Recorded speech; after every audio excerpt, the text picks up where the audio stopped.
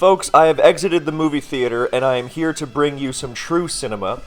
I just saw Robert Eggers' remake of Nosferatu, and you are about to see some of Blunder's greatest hits assembled specifically for your pleasure, as opposed to my viewing of Nosferatu, which was almost entirely without pleasure.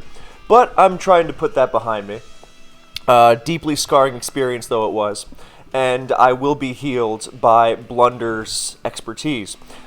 He is so good at the game, in fact, I've elected to begin with a DPP battle, which is a metagame he's not known for, but it just goes to show how a man of his caliber can extend his reach to any field he touches. Forget Pokemon metagames. I'm pretty sure he's working on some stuff that I can't understand.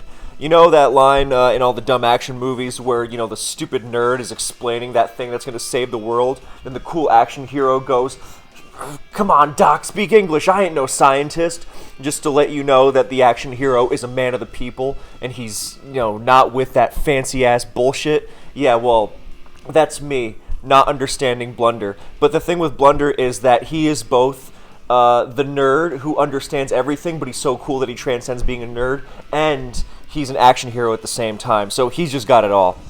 Anyway, so he leads off with Starmie because I'm sure he had a great reason. It's not for me to understand. And he faces a Swampert, so that's a spectacular lead matchup, which is funny because the lead in Robert Eggers' 2024 film, Nosferatu, was the incredibly stereotypical horror movie beginning of a lullaby played from a children's music box. And that really rubbed me the wrong way, because Eggers is a guy capable of incredible originality, and for him to just dive into cliches like that from the very beginning, I was afraid it would set the tone for more in that vein, and that's exactly what it did. But we're moving on. Blunder misses Hydro Pump because that's the only way he ever loses. Sabotage from above. And he is met with a Specs Earth power. So, of course, Blunder's got his own Specs Water type, and he's just clicking Hydro. I'd also like to draw attention here to Blunder's wit. Not only does he coolly respond to X-Ray's, passionless, have fun, perfunctory, more than anything that would signify the kind of respect Blunder deserves. And Blunder just says, "Same to you," with the 2, and he doesn't even bother spelling out you. He doesn't have time for that. Anyway, he also then, he knows what he wants to do immediately. This is a man of great preparation. He sees that Swampert lead, he's clicking Hydro Pump. Matter of fact, he's probably clicking Hydro Pump no matter what he faces, because he knows that's the real way to use Spec Starmie. Yeah, this was a Smogon Tour playoffs too. You don't come into this unprepared. Meanwhile, X-Ray was taking so long that Blunder had time to think of a joke. Oh my god. Not only is Blunder, clearly more ready for the actual game itself, but he's actually here coming up with, oh my god, just observing it is sending my mind spinning. He's got, jokes for days, because like I said, his talent extends to everything. Which is interesting because Robert Eggers' early films had quite the, subversive streak of black humor, even in their darkest moments. But his last 2 have been surprisingly joyless in that regard. Speaking of perfunctory, and of course the joke itself is hilarious, Logan being one of my favorite movies, it hits particularly deeply. Just like that Hydro Pump smacks the shit out of the Metagross. Righteous move from Blunder there. Is he afraid of Custat Berry? No, he's afraid of Hydro Pump miss because, the fucking gall to go for Stealth Rock. You know what? Look at that. Blunder's like, you're not getting me with another Hydro miss. Even though he has to contend with rocks now, and Rotom's taking 12%, he catches the boom. That wasn't even necessary. That was just a display of dominance. He's like, yeah, I got your number, motherfucker. Something I wish Robert Eggers would have considered was to get the number of a film composer who would have endowed his film with a more imaginative soundtrack rather than the painfully rote, high-rising strings we were subject to during every scene, actually. The music didactically informed our emotions to stunning extents, knowing Eggers' past affinity for ambiguity. And yet, not only was it generic, it was also employed during scenes of, incredibly unimaginative, loud jump scares. Eggers seems to have equated loudness with effectiveness, which is not necessarily wrong, but it seems like that's his one mode for driving home the horror, which is funny because it's a remake of a film that works exclusively in subtlety. Anyway, so speaking of subtlety, Blunder's got a second Specs Hydro Pump going on for us with the underrated Specs Rotom Wash, beautiful to see, and X-Ray sets up a Dragon Dance. Now, Blunder sees the opportunity to preserve his healthy Specs Rotom and is going to dispatch with his, oh my god, Scarf Azelf. I forgot. I know this is a team that Ojama built, but it was Blunder's talent that recognized, yes, I will use this. He even makes a nice homage to Ojama. See, he's even respectful of the guy who made the team for him. What a guy.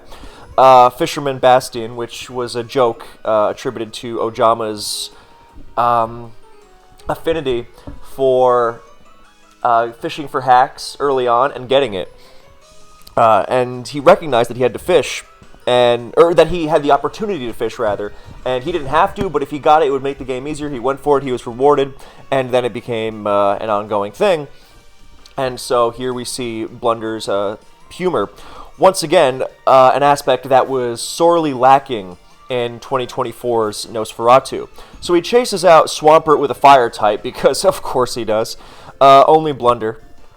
And he is going to stay in on the Infernape. Now, we don't know if that's a Choppleberry Heatran or not, but we also know that X-Ray, with the pressure on, is very unlikely to just close combat into the Rotom, seeing as he is clearly lacking in water resist from his answers to Spec Starmie being, number one, stay in on it with a Spec Swampert, and number two, switching in a Metagross. So he's going to U-turn out, and Heatran's going to stay in and pop up the rocks. So this T-Tar's going down too. He doesn't pivot Infernape in again. Even if he does, then it's taking rocks, sand. And that reminds me of the sand used to such vivid, visceral effect in the Lighthouse. And it reminds me of how Eggers seems to have lost all his tactility in favor of completely weightless imagery.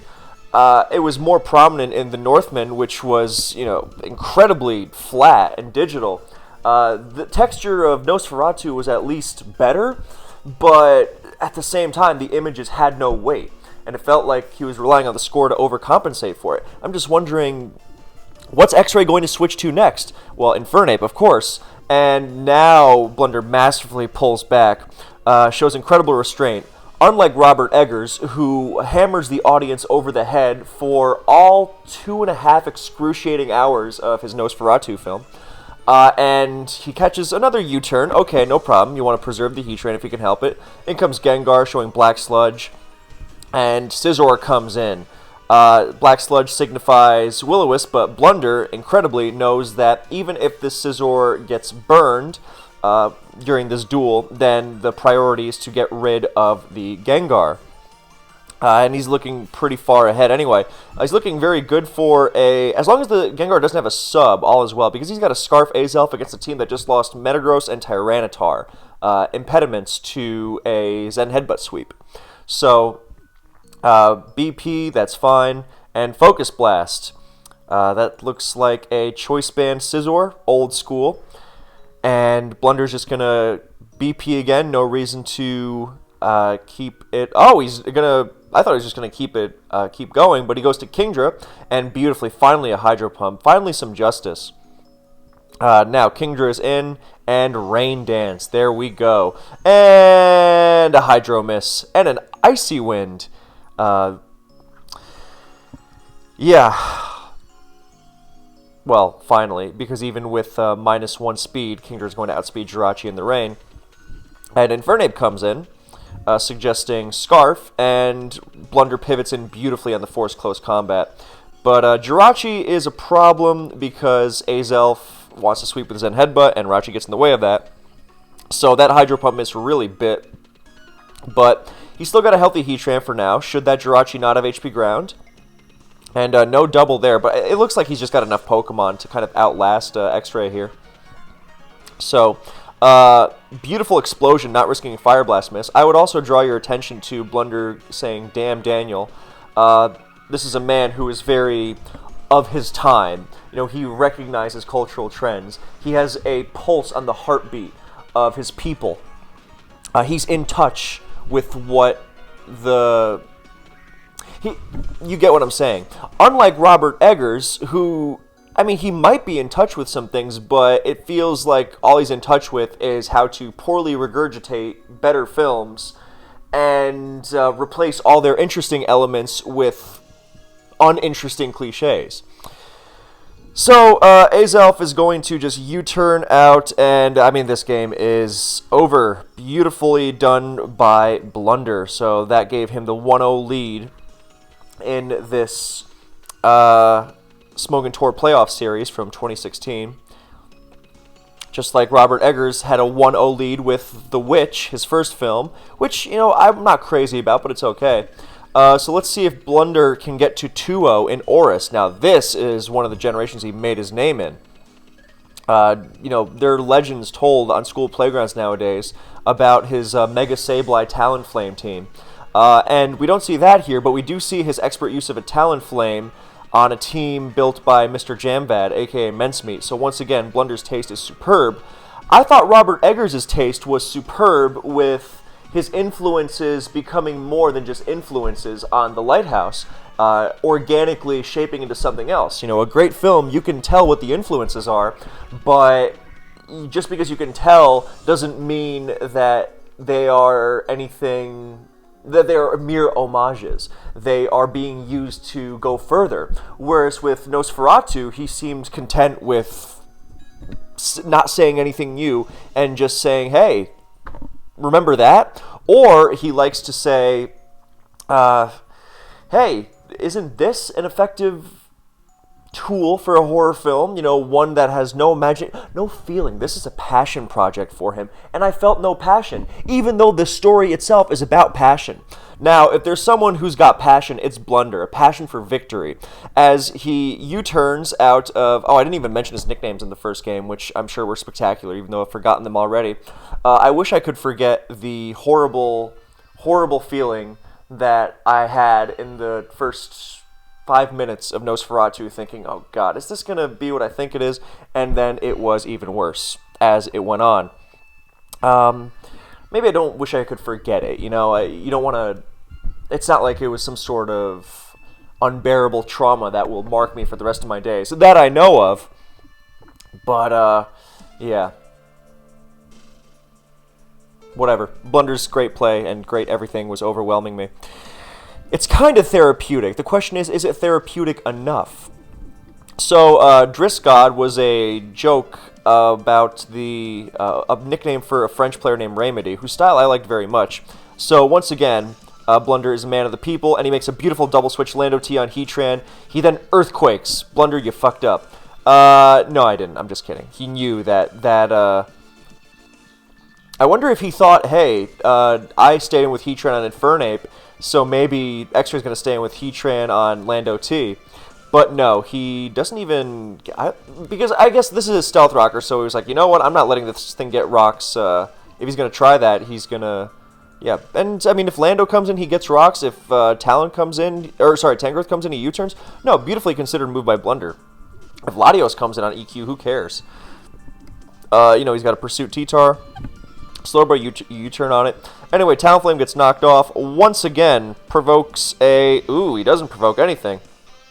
But beautiful move there, because the Tangrowth knocks off, and okay, there goes the Lando T Rocky Helmet, but Tangrowth's also losing a lot of health. Will that be relevant? It doesn't really seem so, but it does help force a switch. So there's the U-turn, and in comes Starmie. Now, I don't know why Blunder didn't just go right to his CB Tar here to threaten the Slowbro, especially after it was crit with U-turn. But then again, I'm not in that position. I also think he recognized that maybe he didn't have to risk, crunch versus pursuit, and maybe he crunched the Terrakion and gave it a justified boost, and then maybe lost a Pokemon. And with Starmie and Toxic, actually, there's nothing on X-Ray's team that can withstand a Toxic from Starmie, which is, except for Heatran, and obviously Starmie switches into Heatran. So this is an incredible matchup for Starmie, so he's just playing it very safe. So you know what? I take it back. Once again, Blunder showing his superiority. He goes to T-Tar on the Latios. X-Ray protects the Latios from T-Tar, but Sandsteel goes up, and Tangrowth is getting chipped. So now in comes Lando T.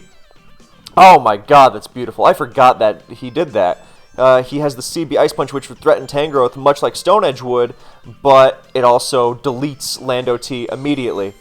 Not even a Rocky Helmet for his trouble. And Blunder asserts dominance with his goodbye in the chat. Even the period. He's got the rhetorical flourish down to a science. It's more than science. It's a cosmic, molecular understanding of the universe. He knew the fear that would strike an X-Ray on a deep physical level.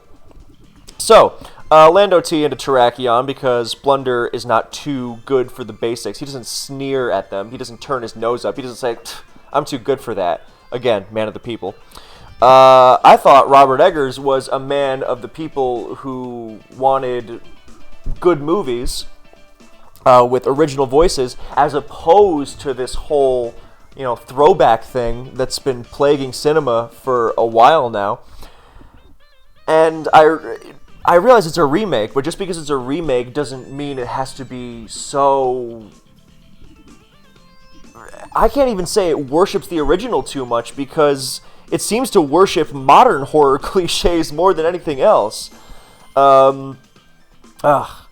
Anyway, so once again an EQ, because Blunder recognizes the danger Terrakion poses if he just, dicks around getting Stealth Rock. So he EQs again. He doesn't even need Stealth Rock. He can U-turn on Tangrowth now. And Talonflame comes in, gets poisoned. Doesn't even matter. He doesn't care. And he's going to double again. Beautiful move there. Going to T-Tar, which catches Heatran. And if Tangrowth stays in, he threatens it. So it's not like he's risking against Lando T.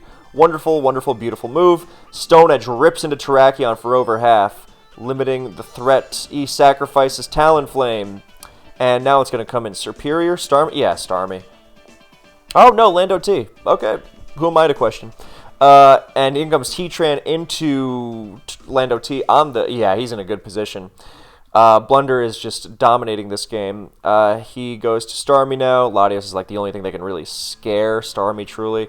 And he doubles to Terrakion on the T-Tar, but, Blunder's so far ahead. Even that crit Stone Edge through Intimidate can't stop him. Here comes Superior, and he gets that sub up. You know it's going to be bad when that happens. He Leech Seeds, if I remember. Yes, he does. And now if this Heatran doesn't have Roar, then he's going to lose a Pokemon. Okay, I don't know why Blunder didn't go for Leaf Storm there. I think it was fairly safe, and said he switches T-Tar into a Lava Plume, but he Pursuit Traps the Leech-seeded Heatran. So you know what? I understand. Okay, that's great, because now that opens up both Superior and Scizor. Beautiful synergy on this team, beautifully wielded, recognized and wielded by Blunder. I thought Robert Eggers, with his great film history, knowledge of film history, and appreciation for a vast variety of different aesthetics and cinematic languages, would put more than just his one-note visual language into audio-visual at that, into Nosferatu. I just did not feel any soul permeating from it, which you would think there would be more of that in a Dream Project. So it goes. Latios, without the sand, actually does a lot with Draco Meteor, but it gets pursued, and now, Blunder's just got this one a million ways from Sunday. So, I sympathize with Robert Eggers in that he wanted to make the Northmen much stranger, much weirder, but the studio forced him to do reshoots because test audiences are fucking stupid and were complaining that they didn't understand the movie. And like one guy apparently wrote you have to have a degree in Norse mythology to understand anything in this movie, which is like, no, you fucking get the fuck out of here. So I understand that he's being constrained by, having to cater to the audience, but you can quote unquote, cater to the audience and put something out that isn't so uninspired in every sense. I didn't think any of... What is inspiring is watching Blunder sweep a team with a Heatran with a Superior. He respectfully says GG in the chat. Beautiful. And that is a 2-0 victory. Just like Robert Eggers was 2-0 after The Lighthouse, which I still think is a great, great film. But now, I've had such a bad taste left in my mouth by Nosferatu that I'm kind of wondering, like, was I wrong about all those other films? Anyway, those were the only games I really needed to show you, but I just wanted to show you this because I thought it was hilarious. One of my favorite Blunder moments, where, first of all, you see his great, carefully considered approach at Team Preview. Robert Eggers' carefully considered approach to horror has lapsed into complete caricature at this point, unfortunately. Both in the slow burn pacing that isn't actually slow enough to actually linger and let any of that impact seep in, and in the complete cliched carnival of grotesquerie he levers at the viewer. Yeah, so Blunder's taking his time at Team Preview, recognizing that you get a minute back there, so it's a good time to make a game plan. But here, he notices the Smog Torch chat sniping about, oh, this is over, this is one way or the other, because the matchup is just so unwinnable or unlosable or whatever. And people say that all the time. People say stupid shit that they don't understand, just to be saying it. Just like that idiot did in the Northman test screening. And I'm sorry that Robert Eggers feels like he has to cater to meatheads like that, but, where's the line between having to cater to meatheads like that and also being so lackluster in every other department? And Blunder, of course, snaps, if you think this is over at Preview, it's time to play more Pokemon, which I really appreciate about Blunder. No funny shit. He stresses the importance of actually playing the game and understanding the game and not just having a paper understanding of it. Whereas I feel like Robert Eggers has devolved somehow from having one of the most cinematic intuitions for the form to have completely regressed into this stale, passionless reiteration of stuff that wasn't good in the first place. I could not believe how much was so blatantly ripped from The Exorcist.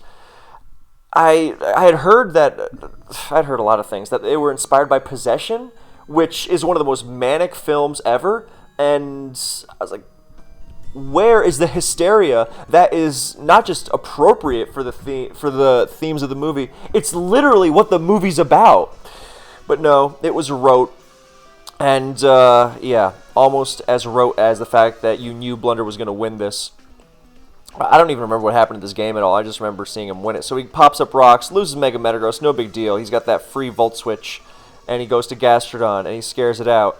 And then he doubles to get that Poison Heal with Gliscor. Beautiful. Cool nickname. I'm not sure what it signifies. Just like I'm not sure that Robert Eggers is signifying anything with his films other than appreciation for earlier films. I might have said that already. But then again, so did Robert Eggers in his previous film, The Northman, which I didn't hate as much, but good lord. You know what's particularly irritating about Nosferatu? There's literally a moment where one of the characters, where Aaron Taylor Johnson tells Willem Dafoe that Willem Dafoe is just regurgitating things. And I was like, you gotta be fucking kidding me. How is that in there? How is that in your movie and you're not realizing? And the only reason I'm this upset about it is because if it was from, someone else, it'd be like, yeah, whatever, I didn't like it. But coming from Robert Eggers, this is particularly upsetting, specifically because you know what he's capable of. I'm just like, what the hell happened? I realize the studio restrictions and everything, but Christ. Anyway, there's a Clefable War here, which is still more compelling cinematically than Nosferatu. And Blunder gets the freeze because I don't fucking know. And there we go. So that is the ball game, I believe. He's going to stall out Ferrothorn Gyro. and he's at full health, so he'll live a Bisharp Ironhead, so failing a flinch, he will win that. Lando T explodes, he shrugs that off, I assume. Yes, he does. He lives Ironhead from 81 because it's a bold Clefable, and I wish Robert Eggers would be bold as a director once again. Who knows? Thank you for watching. I hope you enjoyed. At least, I'm sure even if you didn't like it, I'm sure you still enjoyed it more than I did, Nosferatu.